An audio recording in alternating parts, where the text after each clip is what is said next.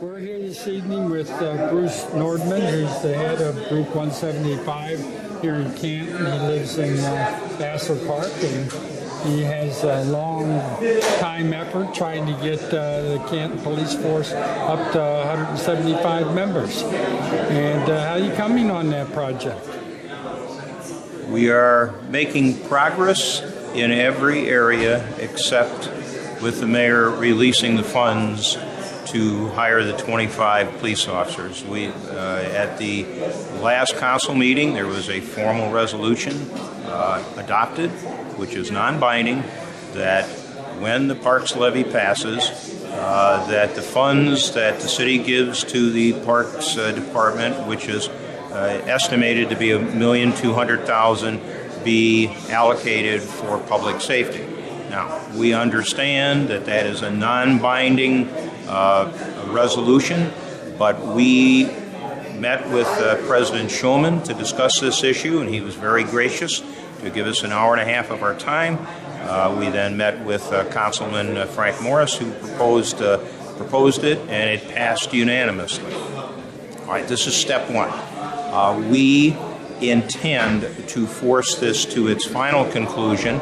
At this particular time, the fire department, incidentally, happens to be at its lowest strength since 1982, as far as we can get numbers, at 140 firemen. They have lost a total of 7. The exam that was supposed to be administered in May, the mayor said that there wasn't funds available for it, so he didn't hold it.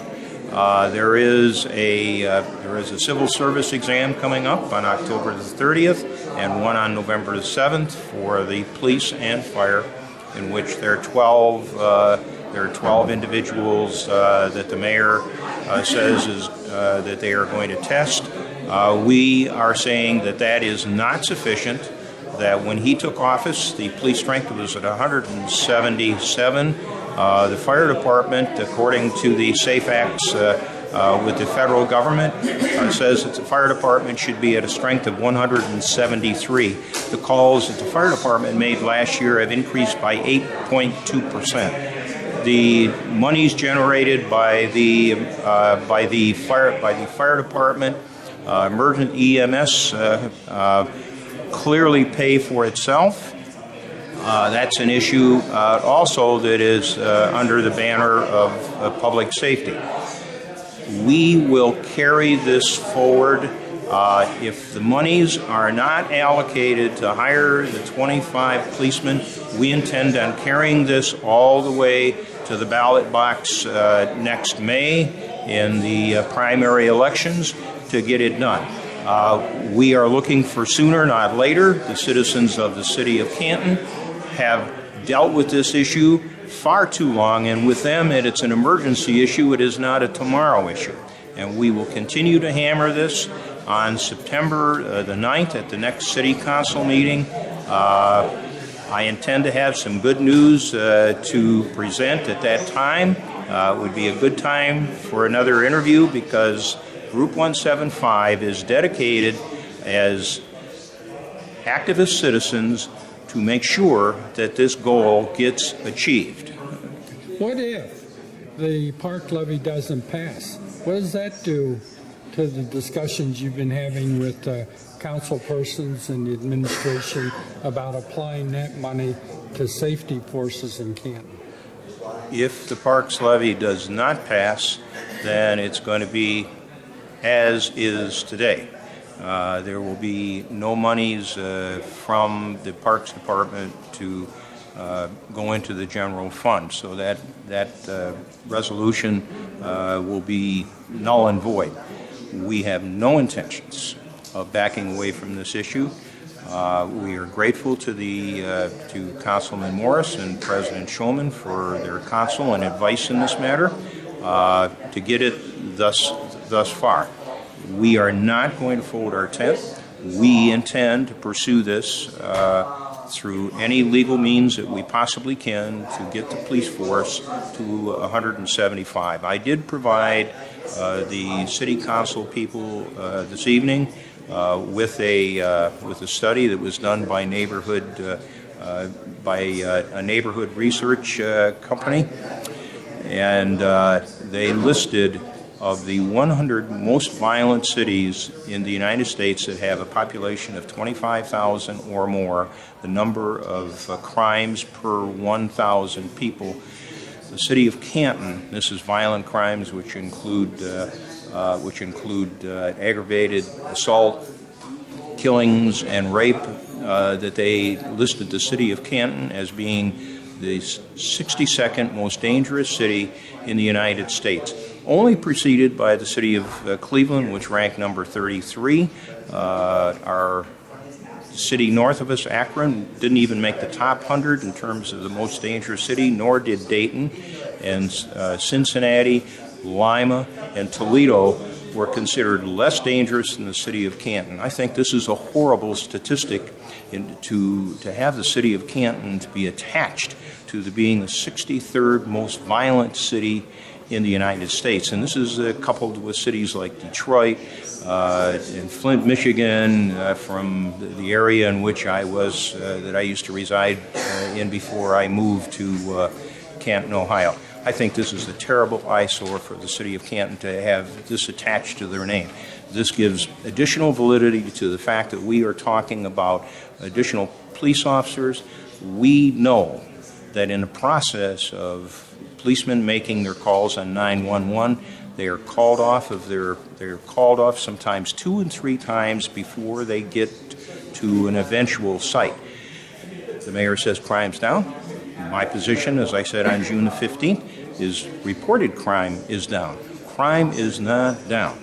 We know because we are in the most dangerous neighborhoods in the city, promoting our concealed carry class, which has absolutely nothing to do with Vassar Park, absolutely nothing to do with Group 175, but folks do talk to us and tell us that they are scared to death. While you're on that, Councilman West, Ward 2, is on record several weeks ago, if not a month ago, where he wants you and your folks that are working on concealed carry to stay out of Ward 2. Do you have a reaction to that?